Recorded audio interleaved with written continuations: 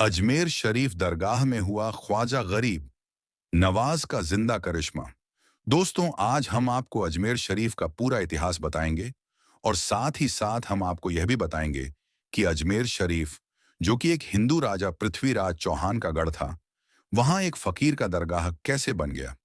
अजमेर में उस वक्त एक मंदिर हुआ करता था जो अजमेर का बहुत बड़ा मंदिर था, और यह मंदिर सिर्फ राजा और रानियों की इबादत के लिए ही खास था। और इस मंदिर के पास ही एक तालाब भी था, जिसको आज हम और आप अना सागर के नाम से जानते और पहचानते हैं।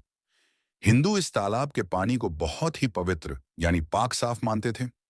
उनका मानना था कि जो भी इस तालाब में नहा लेगा, उसके सारे गुनाह झड़ जाएंगे।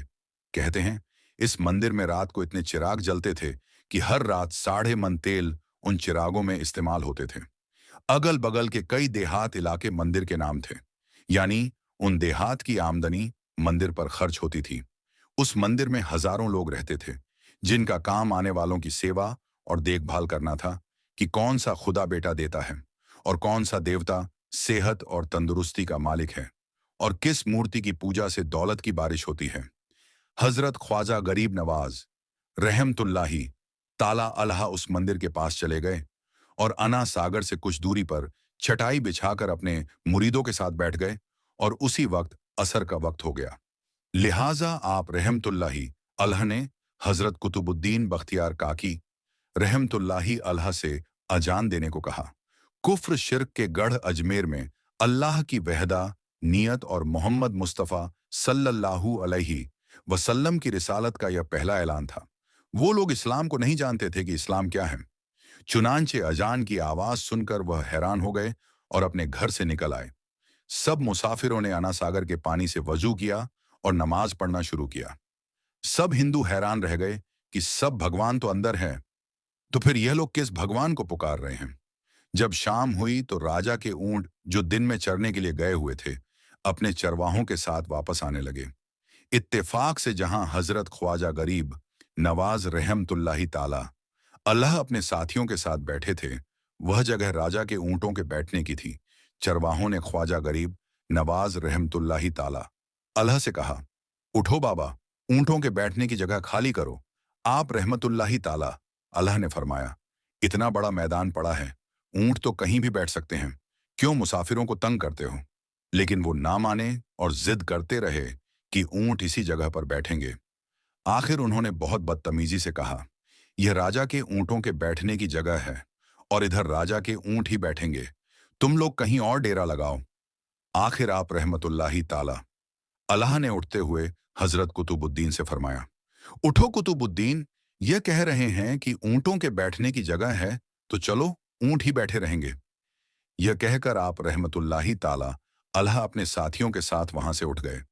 अगली सुबह जब ऊंटों को चराने का वक्त आया और उनको चराने के लिए ले जाने लगे, तो चरवाहों ने ऊंटों को उठाना चाहा, लेकिन पता नहीं, ऊंट तो उठने के काबिल ही नहीं थे। उन्होंने ऊंटों को मार मार कर जबरदस्ती उठाना चाहा, लेकिन वह बैठे ही रहे। चरवाहे बहुत परेशान थे कि जो ऊंट उनके एक इशारे पर उठ जाते थे, आज क्या हो गया है, क्यों नहीं उठ पा रहे हैं। आखिर उन्हें याद आया कि कल उस मुसाफिर फकीर ने कहा था कि चलो उठ ही बैठे रहेंगे। लोग इकट्ठा होना शुरू हो गए। कोई कह रहा था कि फकीर कोई काबिल जादूगर है, और किसी ने कहा कि वह कोई भगवान का अवतार है। धीरे धीरे बात राजा तक पहुंच गई कि एक मुसाफिर फकीर ने राजा के ऊंटों पर जादू कर दिया है। राजा ने ख्वाजा गरीब नवाज रहमतुल्लाही ताला अल को पैगाम भेजा कि तुम कैसे फकीर हो जो बेजुबान को बांध कर रखते हो। ये बेचारे भूख प्यास से मर जाएंगे, इसलिए मेहरबानी करके अपना जादू वापस ले लो। आप रहमतुल्लाही ताला अलैह ने फरमाया, हम मुसलमान हैं और मुसलमान बद्दुआ नहीं करते, ना ही जादू करते हैं। जाओ कहो कि जिसके हुक्म से बैठे थे, उसी के हुक्म से उठ खड़े हो जाओ। अब जो जाकर उठाया तो ऊंट फौरन उठ गए, और हिंदुओं की दिलचस्पी उन मुसाफिरों में बढ़ने लगी। पांचों वक्त अजान होती और नमाज अदा की जाती। आखिर राजा तक यह बात पहुंच गई कि कुछ फकीर आए हैं जो मुसलमान हैं, पांचों वक्त अजान देते हैं और हमारे पवित्र तालाब को हाथ मुंह धोकर भ्रष्ट करते हैं, यानी कि नापाक कर देते हैं, और तो और हमारे धर्म के खिलाफ बातें करते हैं। कहते हैं कि मूर्तियां पूजने के काबिल नहीं हैं, ये तो सिर्फ पत्थर हैं, इसलिए उन्हें यहां से उठाया जाना चाहिए।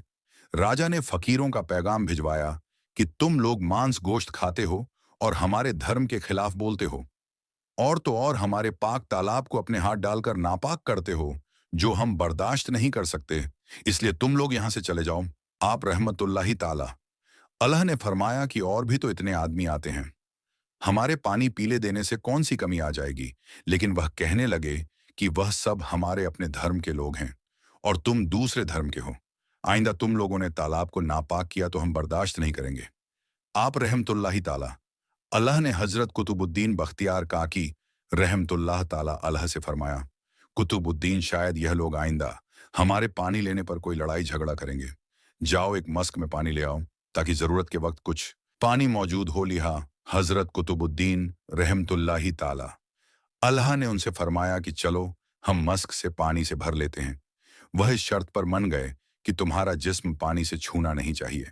हजरत कुतुबुद्दीन रहमतुल्लाहि ताला अलह तालाब की सीढ़ियों पर जाकर बैठे और मस्क पानी में डुबो दिया। जब वह भर गया तो हजरत कुतुबुद्दीन रहमतुल्लाहि ताला अलह ने वह मस्क ऊपर खींचा, लेकिन जैसे ही मस्क पानी से बाहर आया तो अना सागर का पानी सूख चुका था।